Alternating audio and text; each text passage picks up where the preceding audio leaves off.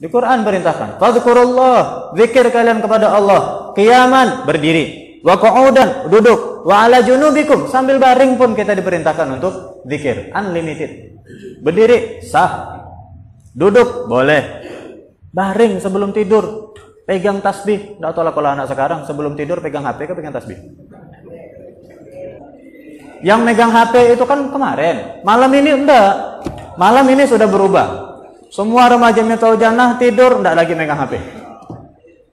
Megang HP maknya, HP dia tak ada. Ya janganlah, pegang tasbih, zikir.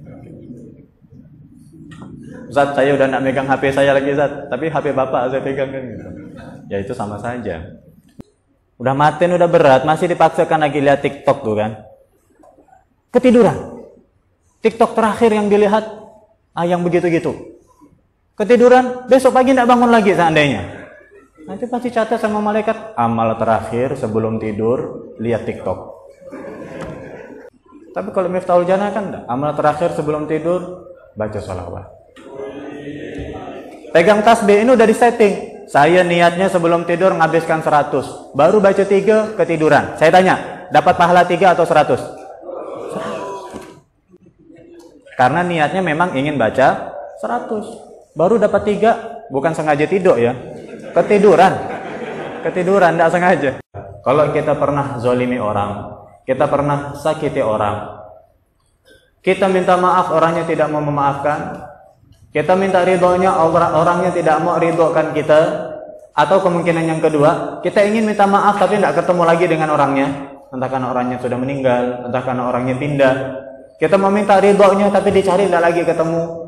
Keluarganya pun tidak tahu dia di mana, atau dia pindah rumah kita tidak tahu pindahnya kemana. Ini gimana Ustaz cara minta halalnya nih? Saya dulu pernah ngambil sendal dia, seandainya. Saya sekarang mau minta halalnya, tapi orangnya pindah, tidak tahu pindahnya kemana. Saya tidak mau nanti ibadah sholat saya jadi diambil dia pahalanya gara-gara sendal.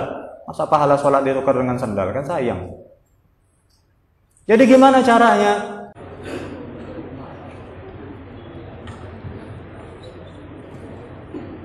Bismillahirrahmanirrahim. Alhamdulillahirabbil alamin. Allahumma shalli wa sallim ala sayyidina wa nabiyyina wa maulana Muhammad wa ala alihi wa sahbihi wa man tabi'ahum bi ihsanin ila yaumiddin. Assalamualaikum warahmatullahi wabarakatuh.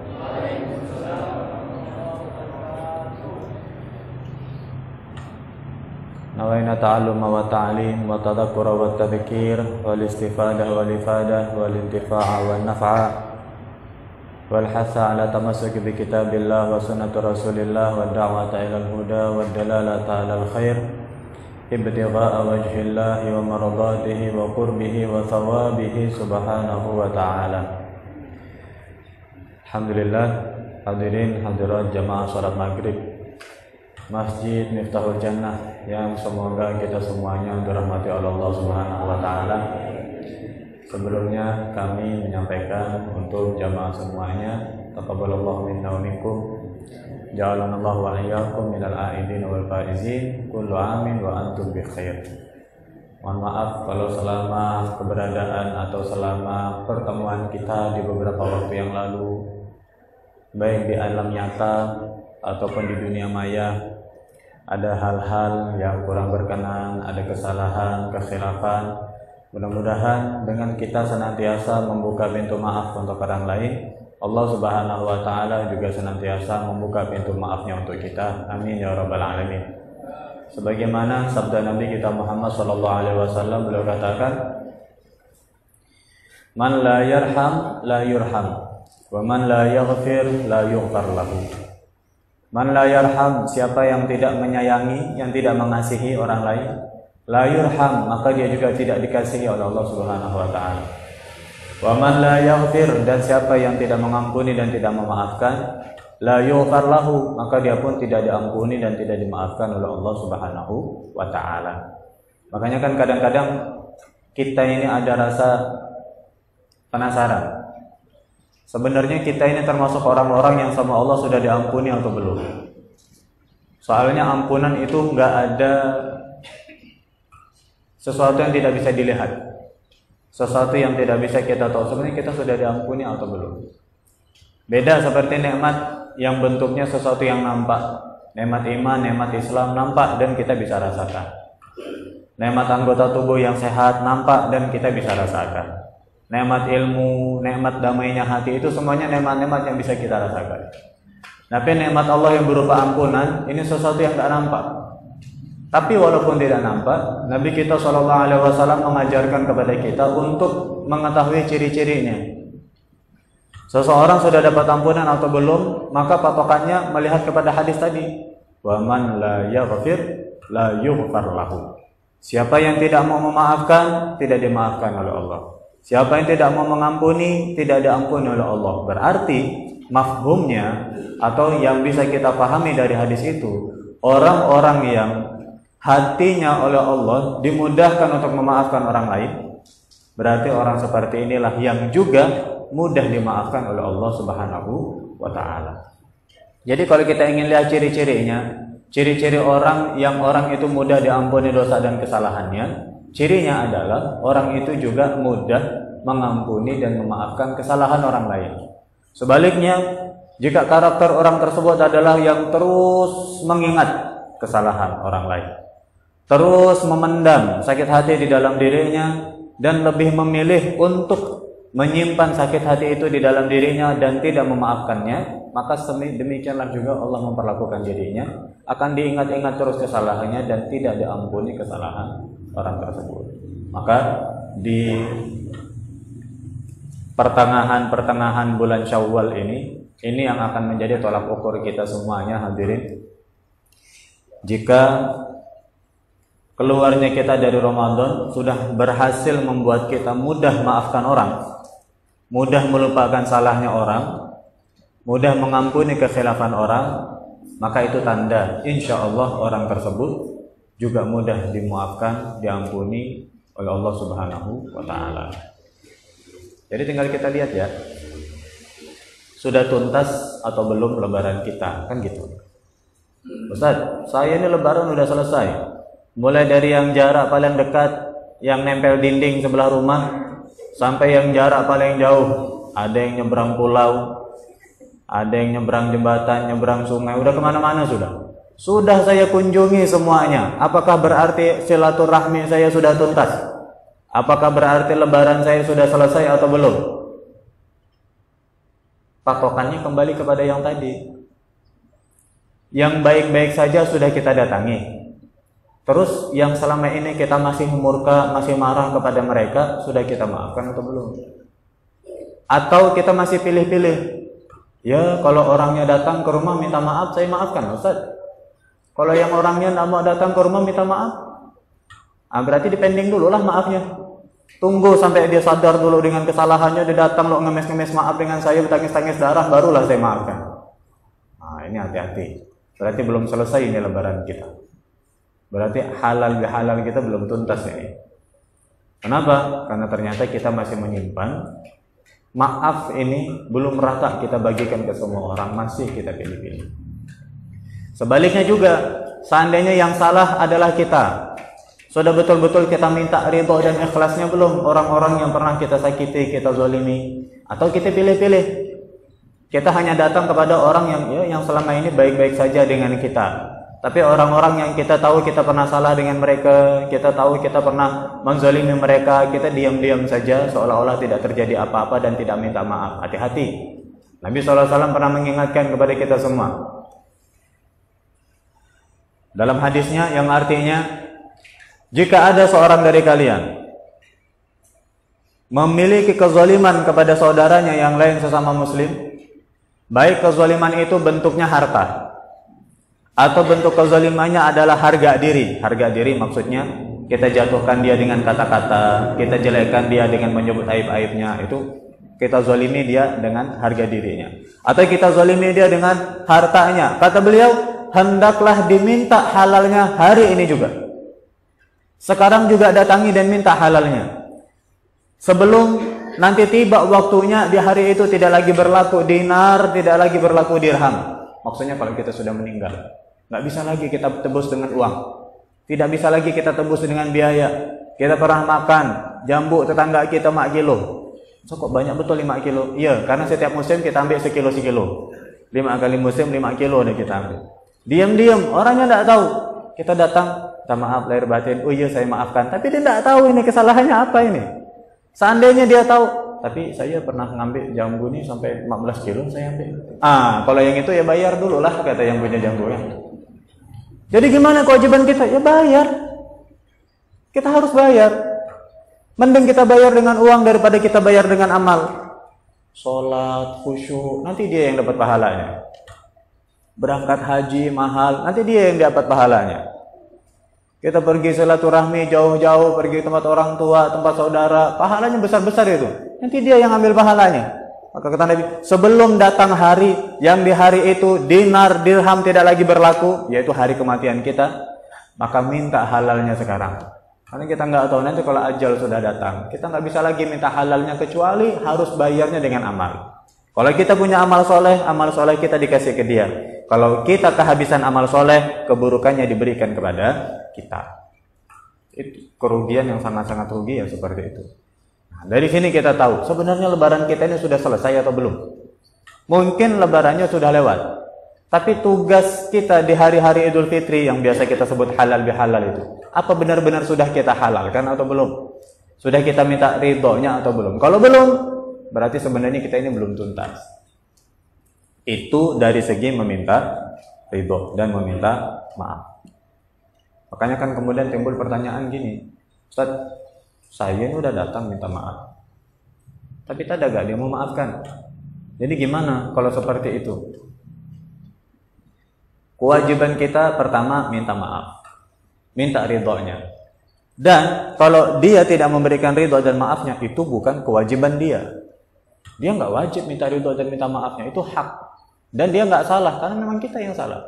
Jangan kita balikkan kesalahannya. Ustaz, saya udah minta maaf, tapi dia yang nggak mau maafkan. Berarti dia yang, loh enggak, kita yang salah kok jadi nyalahkan orang. Kita yang salah, dia nggak salah karena tidak memaafkan kita.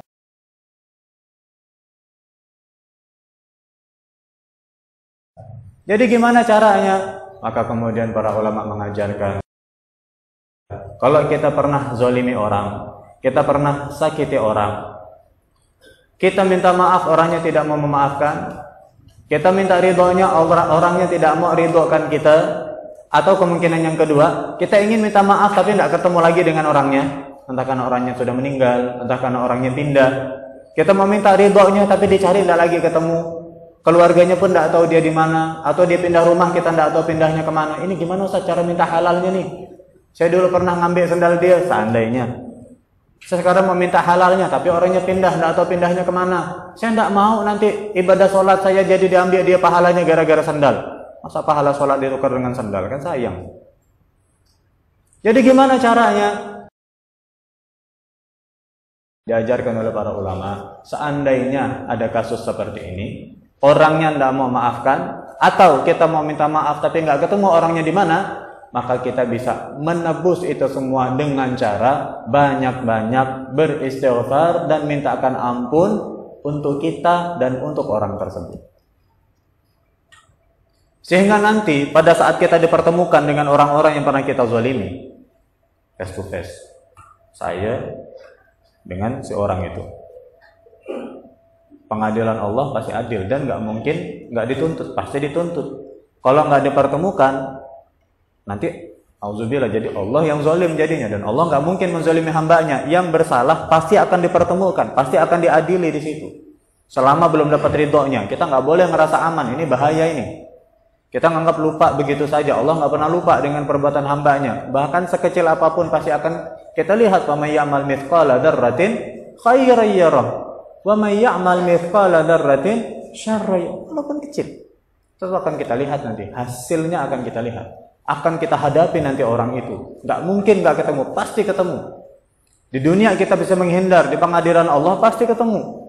Didatangkan orang itu satu persatu ketemu dengan kita, orang-orang yang pernah kita zalimi. Nah, caranya diajarkan sama ulama. Seandainya di dunia kita sudah ikhtiar, kita sudah datang, kita sudah minta maaf, kita sudah berusaha bayar seandainya bentuknya harta, kita sudah berusaha menyenangkan hatinya seandainya bentuknya adalah harga diri, tetap orangnya tidak mau memaafkan, mintakan ampun banyak-banyak.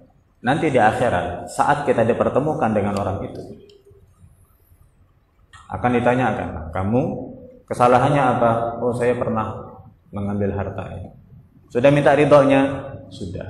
Dia kasih ridhonya enggak? Enggak. Tanya, benar kamu belum ridho sama dia? Benar ya Allah, saya enggak ridho sama dia. Kenapa kamu masih belum ridho sama kesalahannya? Oh iya, ini kesalahannya fatal ya Allah. Kesalahan yang sangat sulit sekali bagi saya untuk memaafkan orang itu karena terlalu besar. Carilah contohnya, apa kesalahan yang kalau kesalahan itu terjadi seumur hidup kita nggak akan lupakan.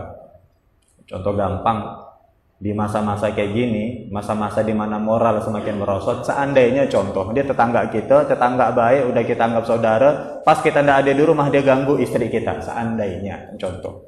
Ini kan wajar kalau nggak dimaafkan. Pasti akan sakit hati dan seumur hidup nggak akan dilupakan kesalahan sefatal ini. Nah, nanti pada saat dihadapkan seperti itu, kita sudah menyesal, sudah minta ampun semuanya, tapi kemudian dia akan ditunjukkan. Nah, tapi kata Allah, kamu nggak mau maafkan? Enggak, kesalahannya terlalu besar. Nah, ini lihat, ini ada ampunan, ini ada surga, ini ada istana-istana surga, ini ada bidadari-bidadari surga. Ini semuanya untuk kamu. Oh, mau saya ya Allah. Tapi ada syaratnya. Apa? Ini semuanya adalah hasil dari istighfarnya orang ini. Karena dia betul-betul menyesal. Dia, waktu itu khilaf. Memang setiap manusia wajar berbuat salah. Wajar khilaf. Tapi dia menyesal. Dan karena dia menyesal, dia sudah meminta maaf kepadamu. Engkau tidak memberi maaf. Setiap hari dia minta ampun untuk engkau.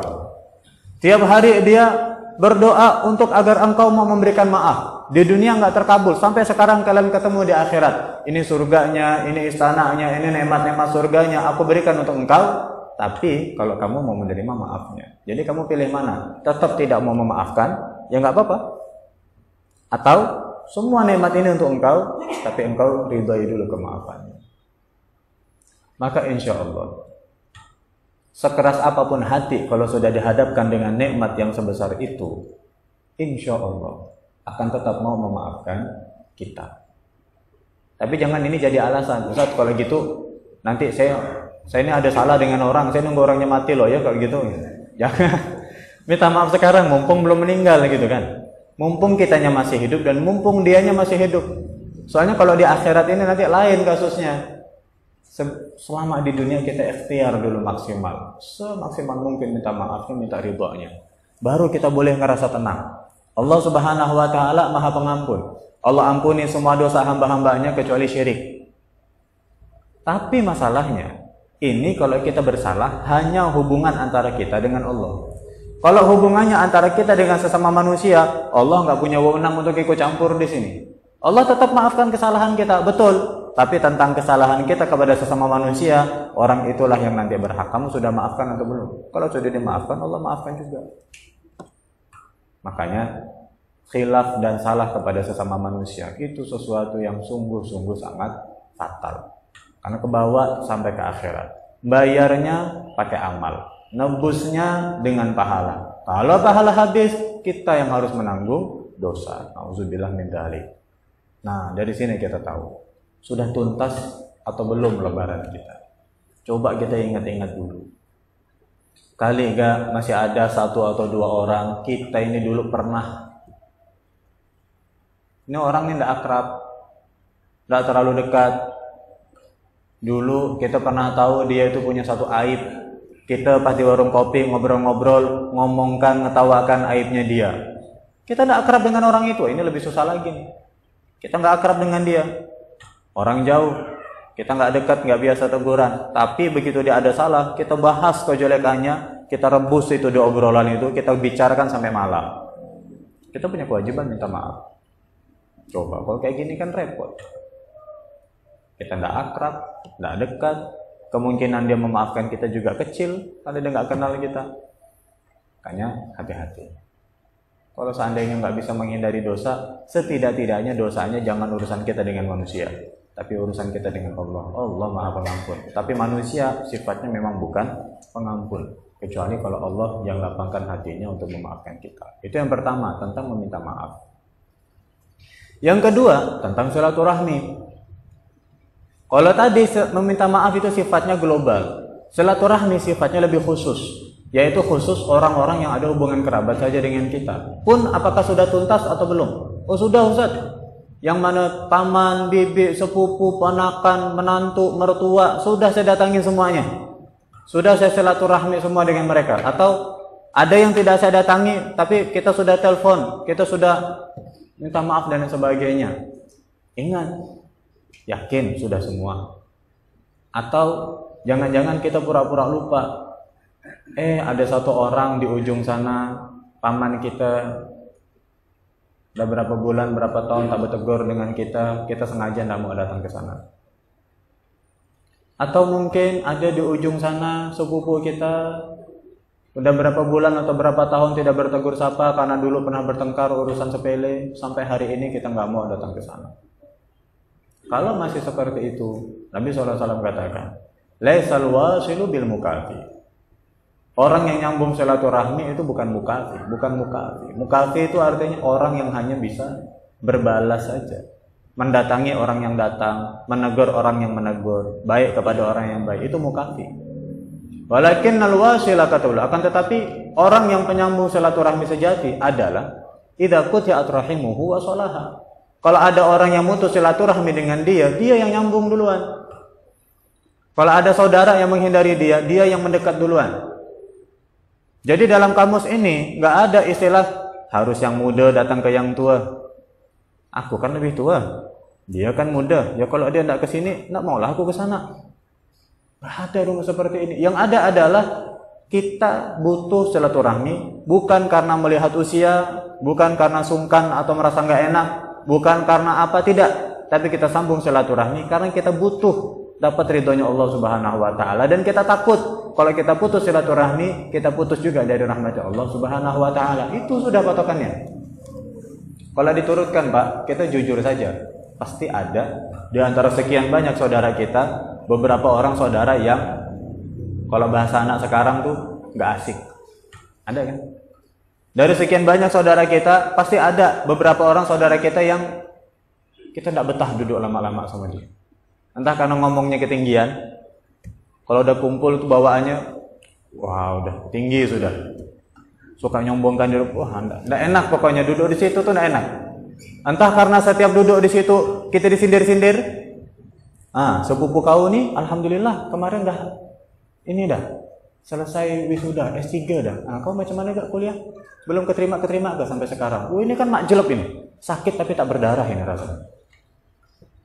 Ini sepupu kau nih, alhamdulillah kemarin dia dapat istrinya alhamdulillah penghasilannya besar. Wah sekarang dia udah bangun rumah, wah tinggi. Ini kan kita makin minder ini yang denger ini kan. Besok-besok tak lagi lah aku datang ke sini. Jangan. Ini setan ini yang ngomong kayak gitu. Sengaja biar kita putus silaturahmi sama dia. Duduk nikmati saja. Nikmati saja ucapannya. Karena keyakinan kita nggak butuh sama itu. Yang kita butuh Allah ridho sama kita. Tentang nggak enaknya, tentang ini, itulah ujiannya di situ. Benar-benar ikhlas nggak kita nyambung silaturahmi? Atau jangan-jangan kita nyambung silaturahmi hanya berharap dapat balasan yang baik dari orang itu. Berarti kita nggak ikhlas. Harapannya bukan berharap dibalas sama dia, enggak, tapi berharap dibalas oleh Allah. Jadi dalam hati nih, dalam hati, tapi jangan diucapkan. Dalam hati, kalau bahasa kasarnya nih, terserah kau lah nak ngomong apa. Saya tidak peduli, engkau ingin bicara apa, ingin jelek-jelekkan saya, ingin jelekkan keluarga saya, ingin menyindir saya, ingin menjatuhkan saya, membanggakan dirimu atau apapun engkau ucapkan, terserah. Saya tidak butuh itu. Yang penting datangnya saya ke sini, Allah ridho kepada saya, silaturahmi kita tersambung, hubungan kita tetap baik, selesai tugas kita. Dan itu adalah ujian. Makanya selalu ada di antara sekian banyak, ada satu atau dua saudara yang kita sulit dekat dengan itu. Itu ujian untuk kita. Benar-benar ikhlas nggak kita silaturahmi? Atau kita pilih-pilih? Atau kita cuma cari yang enak-enak saja, yang tidak enak kita tinggalkan? Itu ujian. Dan Habib Segaf itu selalu bilang, kalau kita ingin tahu dari sekian banyak amal mana yang pahalanya paling besar? Beliau katakan apa? Lihat yang di situ hawa nafsu kita paling berat melakukannya, itu yang pahalanya paling besar. Kalau yang hawa nafsu kita ringan melakukan itu, pahalanya nggak sebesar yang berat oleh dilakukan hawa nafsu. Kalau udah hawa nafsu kita berontak terus, kita harus tekan nafsu kita harus benar-benar sabar melakukan itu, di situ pahalanya benar-benar besar. Jadi dari situlah PR silaturahmi kita harus kita tuntaskan, harus kita selesaikan. Sekali lagi, sebelum nanti waktunya semuanya terlambat, sehingga kita semuanya nanti menyesal, nggak bisa menebus itu semua, kecuali kita harus korbankan amal-amal yang sudah kita kumpulkan, letih, lelah, korban waktu, korban tenaga, korban biaya, tapi ternyata kita hanya menghadiahkan amal ini untuk orang-orang yang di dunia ini kita sakiti, kita zalimi, dan pernah kita aniaya. Baik dengan ucapan, baik dengan mengambil hartanya, baik dengan menjatuhkan harga dirinya, dan lain sebagainya. Jadi kitalah masing-masing yang tahu sudah tuntas atau belum silaturahmi kita. Mari segera kita tuntaskan dan segera kita selesaikan. Jadi seperti itu. Adapun seandainya orangnya nggak ketemu dan nggak bisa didatangi, gunakan cara yang tadi. Banyak-banyak minta ampun. Untuk kita khususnya, untuk orang itu. Makanya kan biasanya imamnya pakai istighfar yang satu lagi itu, astaghfirullahalazim li wa liwalidayya wa li ashabil huquqil wajibati alayya wa li jami'il muslimin wal muslimat wal mu'minin wal mu'minat al ahya'i minhum wal amwat. Kan ada yang seperti itu kan? Di antara ustaz-ustaz kita, di antara guru-guru kita, ada yang kalau habis salat istighfarnya begitu. Di pondok, di beberapa masjid yang lain juga begitu. Coba kita lihat urutannya. Ini istighfar yang luar biasa. Astaghfirullahalazim, ya Allah aku meminta ampun kepadamu yang maha agung, li untukku, wali walidayya dan untuk kedua orang tuaku. Ini urutannya. Wali ashabil huquqil wajibati alayya. Nah, ini yang ketiga posisinya. Wali ashabil huquqil wajibati alayya. Dan aku juga mintakan ampun untuk orang-orang yang saya masih punya hutang kewajiban atas mereka. Entah bentuknya harta, entah bentuknya hutang maaf, entah bentuknya kezaliman pernah kita lakukan sama mereka ini. Ashabil huquqil wajibati alayya. Baru wali masyayikhi, dan untuk guru-guru saya ya Allah. Wali jami'il muslimin wal muslimat wal mu'minin wal mu'minat al ahya'i minhum wal amwat. Istighfar. Minta ampun betul-betul. Jadi setelah Allah ampuni kita, Allah kirim juga istighfar itu untuk mereka. Allah ampuni dosa mereka, mereka di akhirat senang dengan istighfar kita, maka di akhirat mereka akan maafkan kesalahan kita lepas dari berbagai beban. Jadi kurang lebih seperti itu. Memang berat. Melawan nafsu. Doakan orang lain. Apalagi orang yang kita doakan itu orang yang kita benci. Benci saya Ustaz, dia tuh sering nyakitin saya. Tapi walaupun gitu saya pernah zolimin dia dengan cara gibah dia itu tadi. Ya tetap harus kita mintakan ampun. Siapa? Seperti itu. Sudah, kemudian kita lanjut pembahasan kita. Saya insya Allah kita akan tetap menghabiskan atau menghatamkan kitab Risalatul Mu'awanah wal Muzaharahul Muhazarah, kitab Al-Habib Abdullah bin Alawi bin Muhammad Al-Haddad. Kita baca satu per bab sampai nanti selesai insyaallah, sampai hatam. Biasanya kalau hataman potong kambing Pak, biasanya hataman kita tuh biasa potong kambing. Ya tapi kalau tidak ada kambing, sapi pun boleh lah. Bercanda biar nggak tegang. Ya. Gitu ya. Isyanya masih berapa menit? Masih lama kan? Kita lanjutkan pasal yang selanjutnya. Kalau yang megang kitabnya, kalau saya tidak salah ingat, kita sampai di halaman 51. Bismillahirrahmanirrahim. Faslun. Qala al-musannif rahimahullah ta'ala wa nafa'ana bihi wa bi'ulumihi wa bi'asrarihi fid dharain amin ila qawlihi. Faslun. Wa yanbaghi an yakuna laka wirdun min dzikrillahi ta'ala tahudduhu biwaqtin aw tahsuruhu bi'adadin wa hina idin fala ba'sa bisubhati li dhabtil adad. Selanjutnya Habib Abdullah Al-Haddad berpesan kepada kita, dan hendaklah engkau wahai saudaraku memiliki suatu zikir, amalan yang berupa zikir kepada Allah Subhanahu wa taala. Yang amalan itu engkau tentukan waktunya, juga engkau tentukan jumlahnya, Maka dalam keadaan itu, kata beliau, tidak mengapa kita menggunakan alat untuk menghitung seperti tasbih dan lain sebagainya, agar jumlahnya bisa tepat dan istiqomahnya tidak terputus.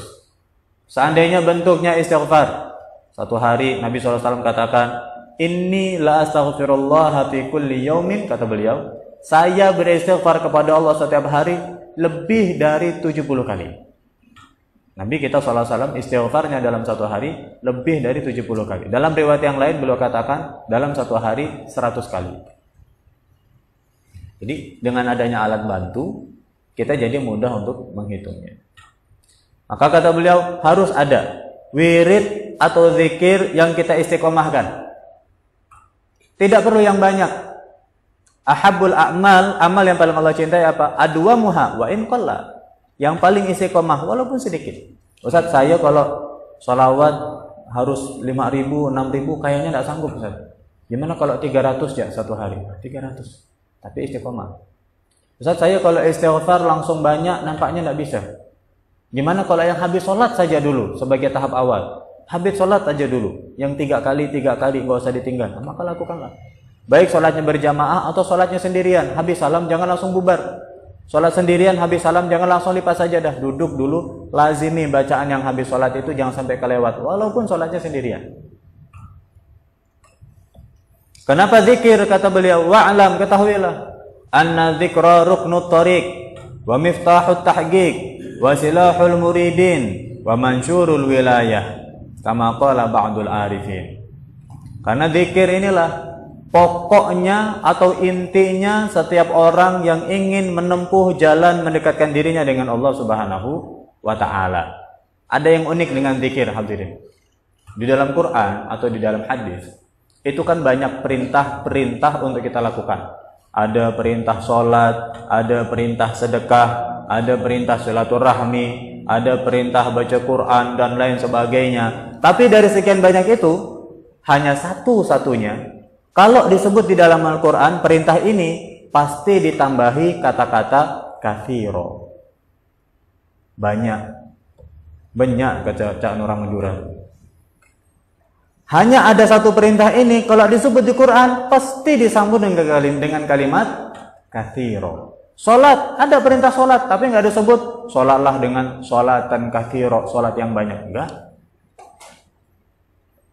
Ada perintah untuk sedekah, pada sedekah ini kan bagusnya banyak, tapi nggak disebut tasaddaku sodakotan katsiroh, sedekahlah dengan sedekah yang banyak. Tidak. Tapi perintah yang satu ini, kalau disebut selalu ditambahi kata-kata katsiroh. Dalam Al-Quran Allah katakan, a'udzubillahi minasyaitonirrajim, ya ayyuhalladzina amanu dzkurullaha dzikran katsira. Wahai orang-orang yang beriman, udzkurullaha, zikirlah, sebutlah nama Allah, dzikran katsira, dengan zikir yang banyak. Di ayat yang lain Allah sebutkan, wadzakirinallaha katsira wadzakirat, dan orang-orang laki-laki yang banyak menyebut nama Allah dan orang-orang perempuan yang juga banyak menyebut nama Allah. Pakai kata-kata katsira. Kenapa zikir kok ditambah katsira? Enggak seperti ibadah yang lain. Karena ibadah yang lain itu limited edition. Sedangkan zikir unlimited. Tidak terbatas.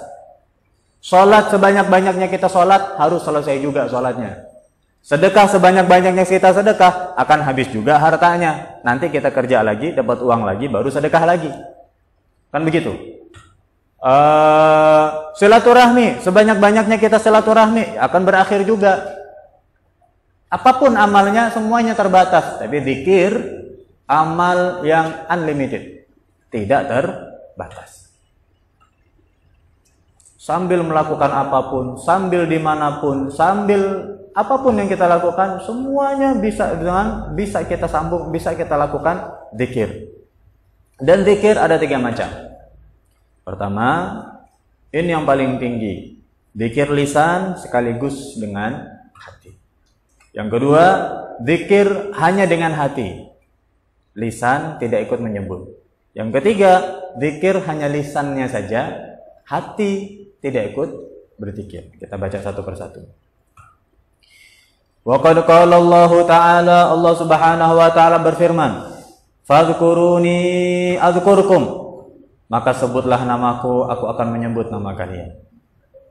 Wa qala ta'ala fadhkurullaha qiyaman wa qu'udan wa 'ala junubikum. Nah, lihat. Di Quran perintahkan, fadhkurullah, zikir kalian kepada Allah, qiyaman, berdiri, wa qu'udan, duduk, wa 'ala junubikum, sambil baring pun kita diperintahkan untuk zikir, unlimited. Berdiri sah, duduk boleh, baring sebelum tidur pegang tasbih. Nggak tahu lah kalau anak sekarang sebelum tidur pegang HP ke pegang tasbih. Jadi ketidurannya sambil bertasbih atau ketidurannya sambil stalking postingan mantan? Buka-buka video, ketiduran, ada jatuh HP-nya, tahu-tahu layarnya pecah. Tapi kalau remaja Miftahul Jannah, ada ketiduran, yang ada di genggamannya adalah tasbih.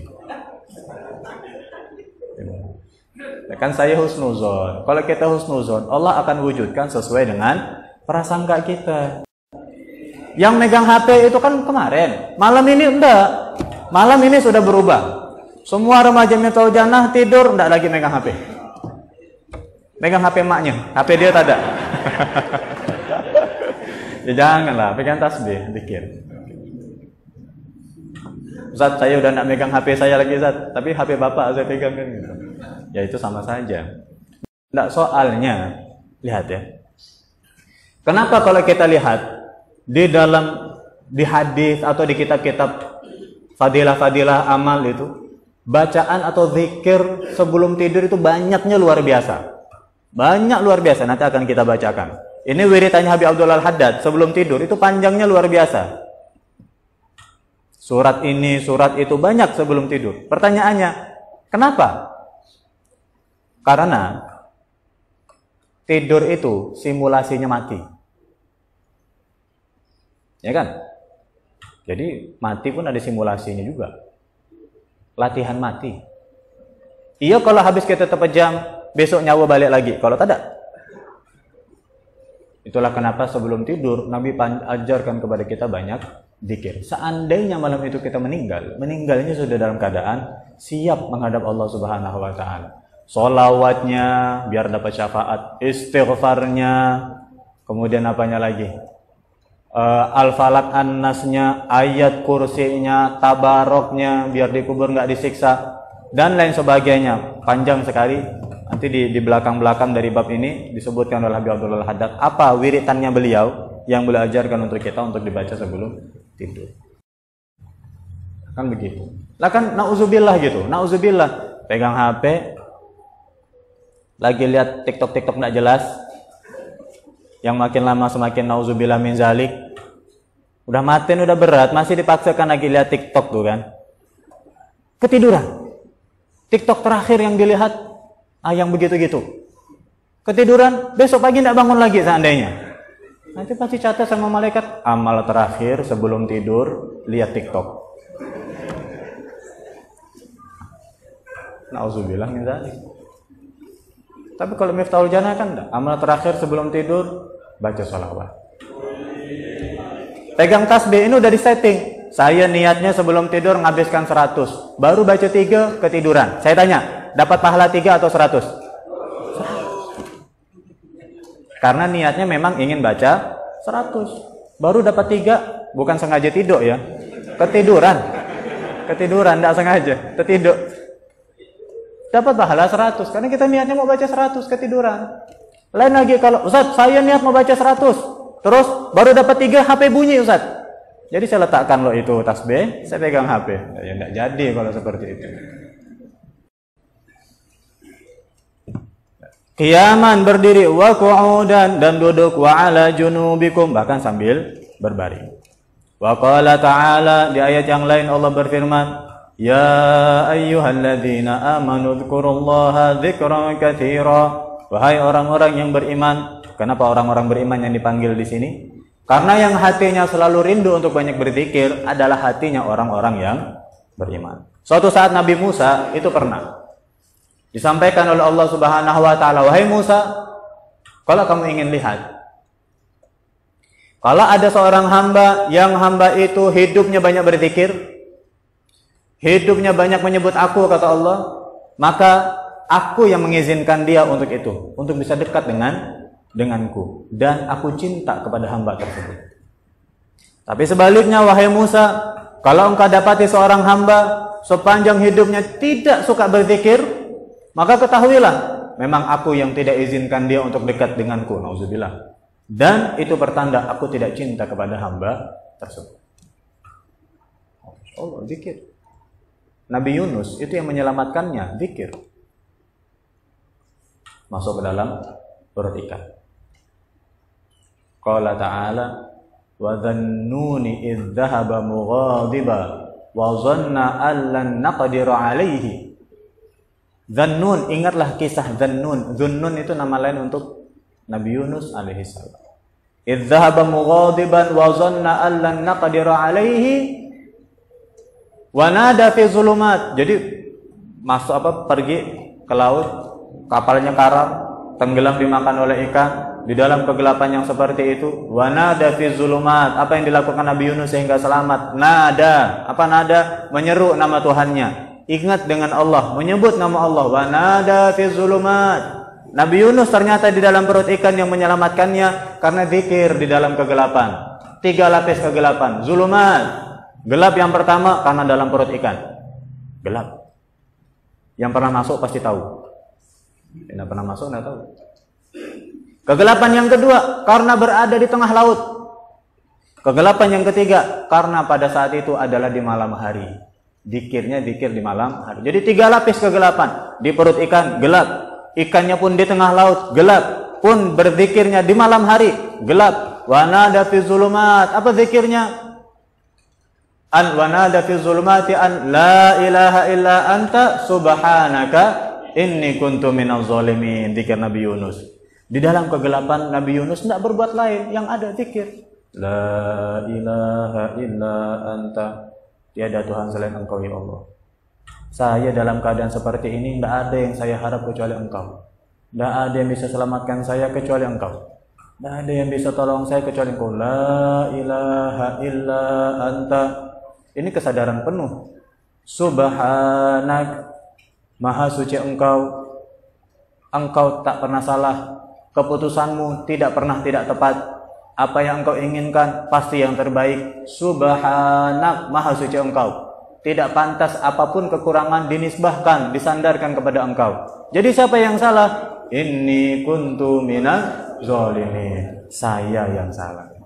Saya yang zalim ya Allah. Dengan menyadari kesalahan, menyadari kekhilafan, mengembalikan semua kesempurnaan kepada Allah dan mengembalikan semua kekurangan kepada dirinya. Apa kelanjutan ayatnya? Fastajabna lahu, maka kami terima doanya, zikirnya kami terima. Wa najjainahu minal ghaum. Dan kami selamatkan Nabi Yunus itu dari kesulitannya itu tadi. Wa kadzalika nunjil mu'minin. Dan begitulah juga kami akan selamatkan orang-orang yang beriman. Maksudnya ini bukan hanya berlaku untuk Nabi Yunus.